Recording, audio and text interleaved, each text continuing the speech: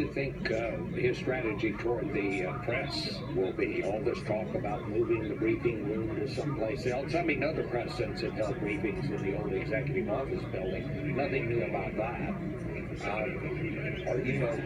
Trump has a love-hate relationship with the press, as you know, and he condemns us, and then if you want to talk to him about something, he very often will do it. Now, whether that's the case as president, we are going to see, and this clearly marks a demarcation line here, because now it's not just words.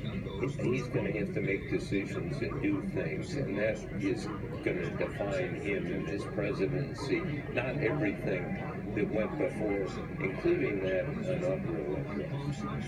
As the new president begins to approach the White House, Chip Reed is covering for us down there. Chip? Yeah, Scott, this is an interesting crowd. I know you've had kind of blocks of protesters and then blocks of supporters in other areas, but here we've got a real mixture. You've got people, a lot of people with Make America Great Again hats, standing right next to people with signs saying Trump equals swastika and things like that.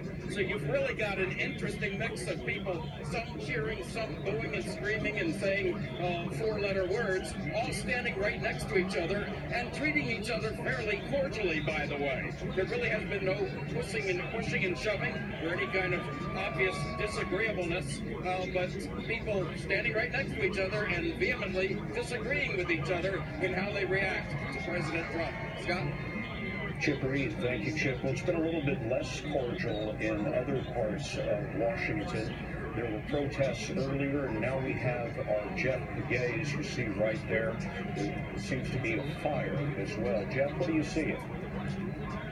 Yeah, Scott, we're in one of the protest zones at 13th and K, and you see right over here, you see this limo. This was one of the vehicles that was vandalized earlier, and now someone has set it on fire, and I am concerned that this car, well, it could go up in flames even further.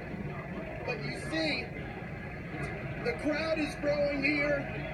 There's no sense of structure to what's going on, and now we see the police moving in. Finally, we see the police moving in to take control, because I wonder how fast they can get the fire department over here to put this fire out. Because if it intensifies, there's a